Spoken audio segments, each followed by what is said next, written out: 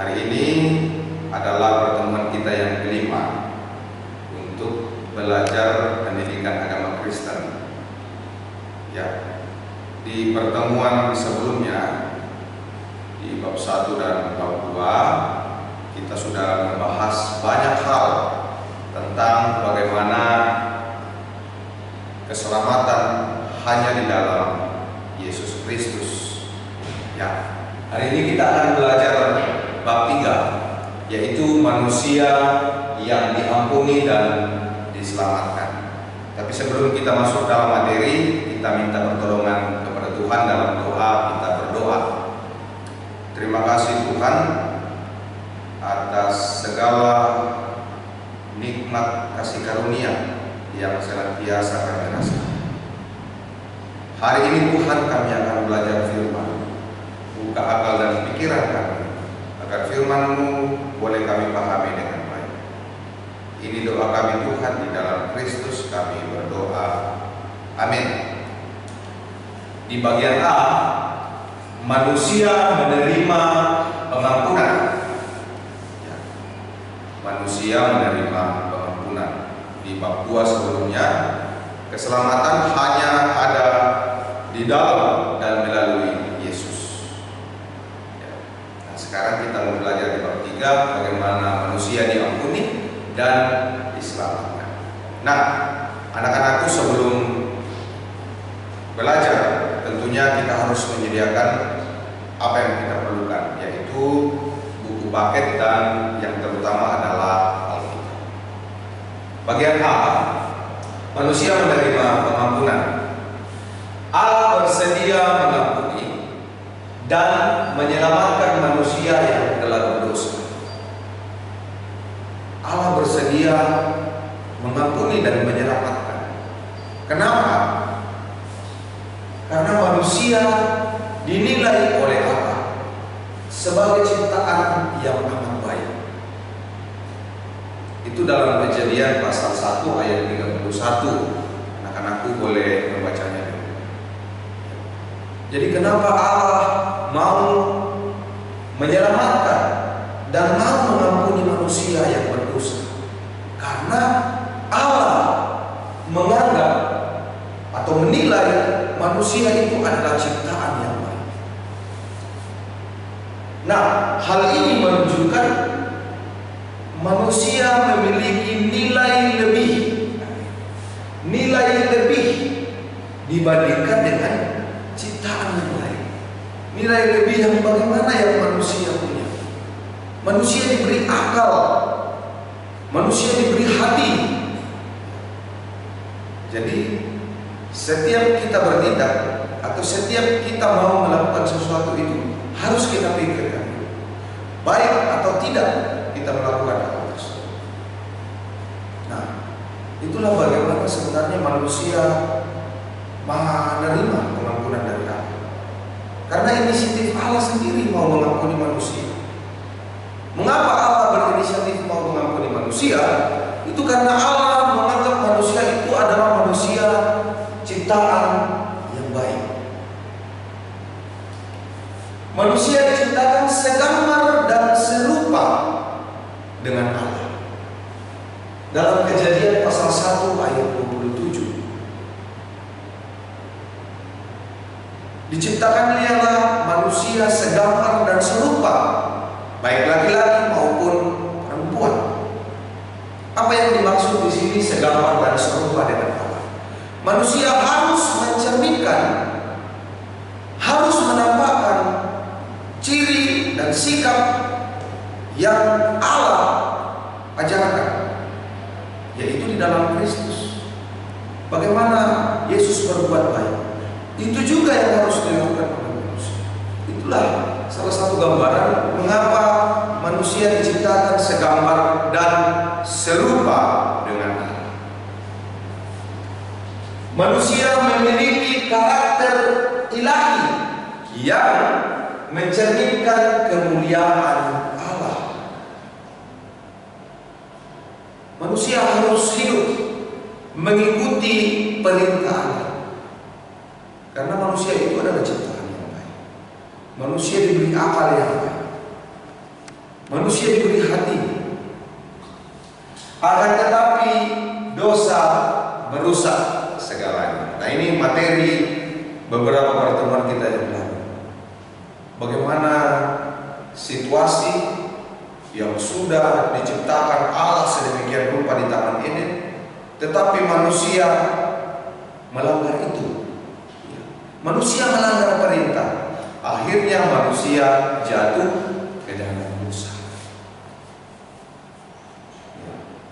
Manusia diciptakan segambar dan serupa, tetapi karena dosa merusak hubungan antara manusia dengan Allah.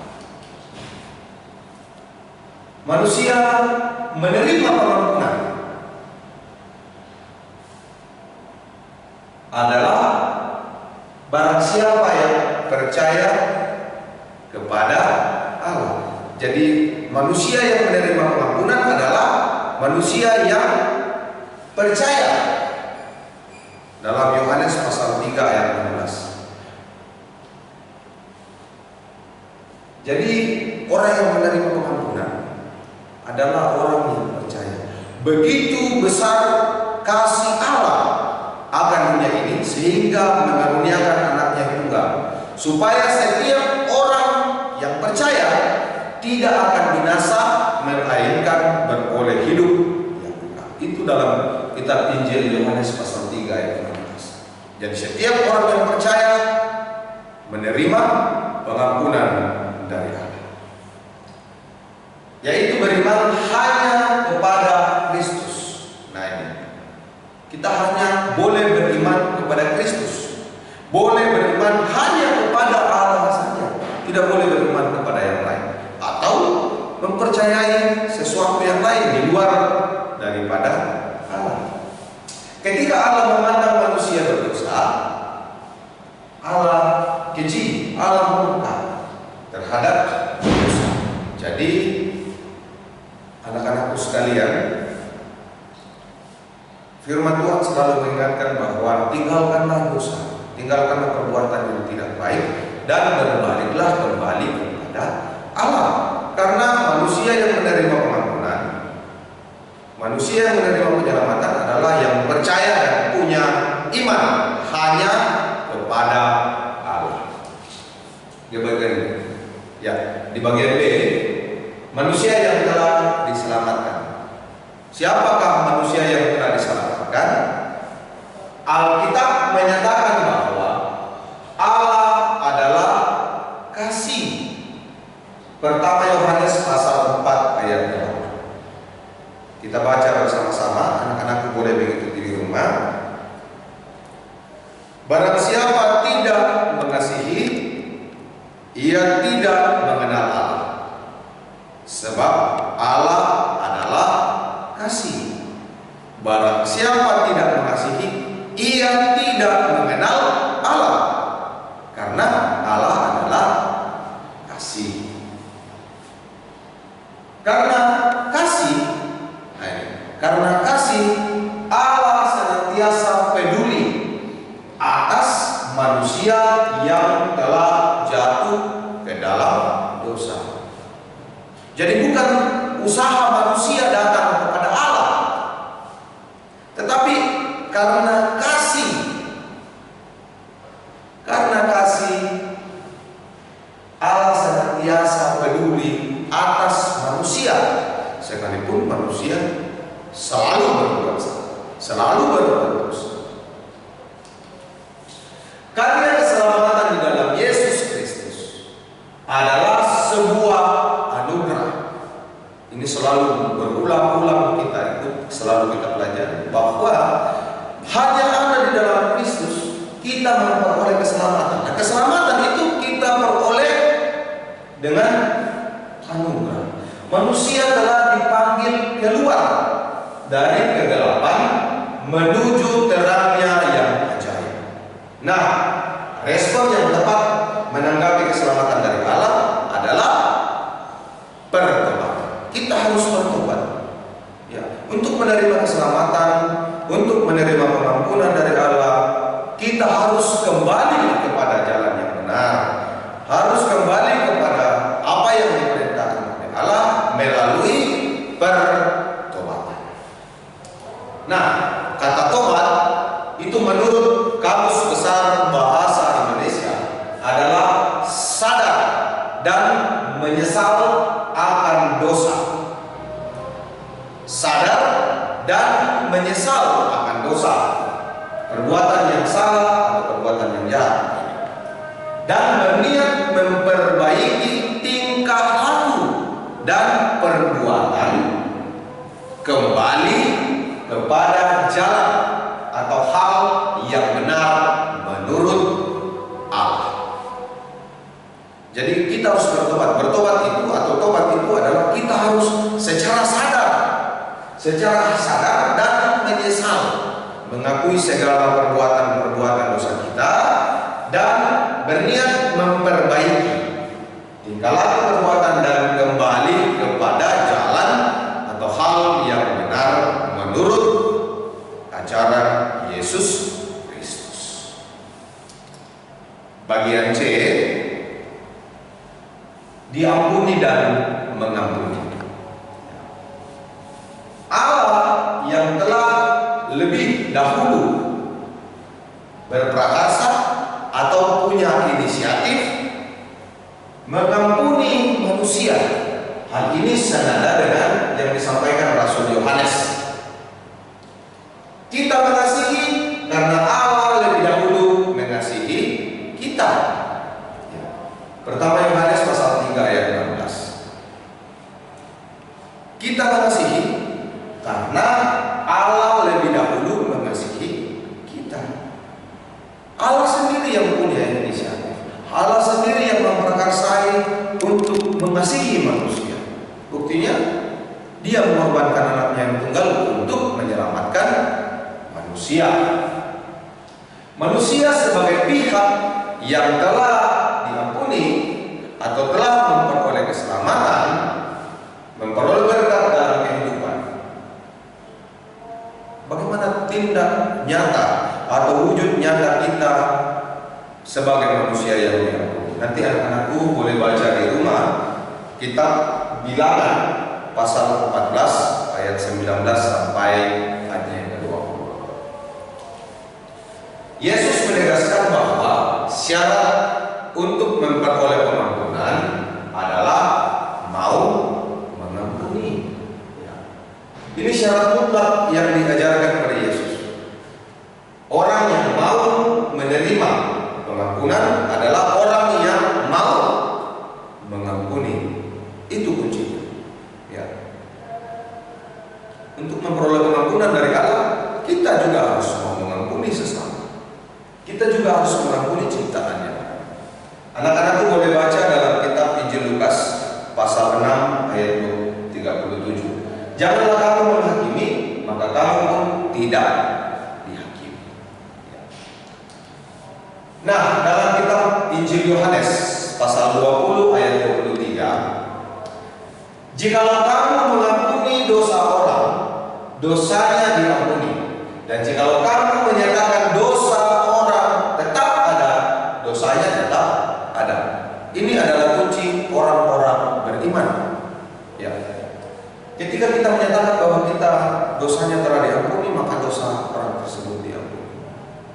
Tetapi ketika kita menyatakan bahwa dosa orang itu tidak diampuni, maka Allah menyatakan bahwa dosa orang itu tetap ada. Itu menurut kitab Injil Yohanes pasal 20. Kemudian di bagian D, nah ini doa Bapa kami, doa yang sangat-sangat sempurna yang diajarkan oleh Yesus kepada para murid dan kepada kita semua yang ada saat ini sebagai orang yang mengaku mengikuti teladan Kristus.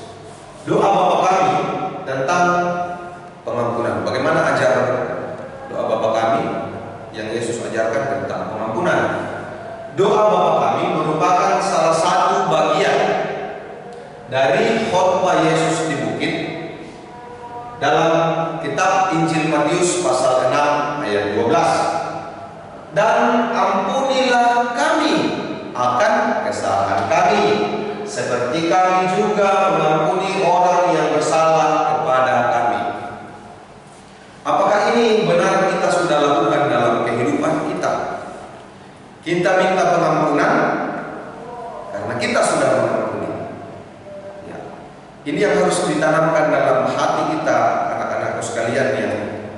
sudah menerima Kristus sebagai Tuhan dan Juru Selamat, sebelum kita diampuni, kita harus mau mengampuni, sama seperti ajaran Kristus dalam doa Bapa Kami.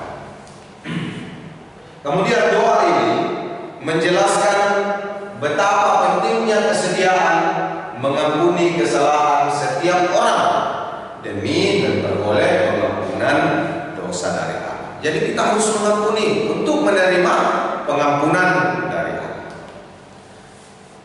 Nah, dalam Matius pasal 6 ayat 14 sampai 15, di ayatnya yang ke-14, karena jikalau kamu mengampuni kesalahan orang, Bapamu yang di surga akan mengampuni kamu juga. Ya. Ketika kita mengampuni kesalahan orang, Bapa yang di surga akan mengampuni kita. Itu ayatnya yang ke-14. Kemudian ayat yang ke-15, tetapi jikalau kamu tidak mengampuni orang, Bapamu juga tidak akan mengampuni kesalahanmu. Ya.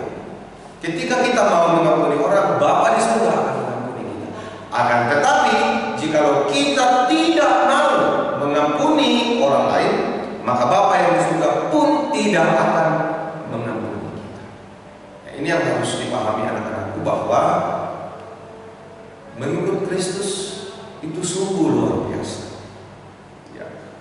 Kita harus selalu berbuat sesuai dengan apa yang diajarkan oleh Yesus. Untuk menerima pengampunan, kita harus menerima atau ikhlas mau mengampuni orang lain. Tetapi jikalau kita tidak mau mengampuni, ini menurut kitab Injil Matius pasal 6, kalau kita tidak mau mengampuni, maka Allah Bapa kita itu tidak akan mau mengampuni kita. Jadi mulai hari ini anak-anakku sekalian, marilah selalu berserah bahwa dalam doa bagaimana supaya kita selalu ikhlas untuk mengampuni dan memaafkan sesama. Ya, anak-anakku sekalian, demikianlah materi kita hari ini.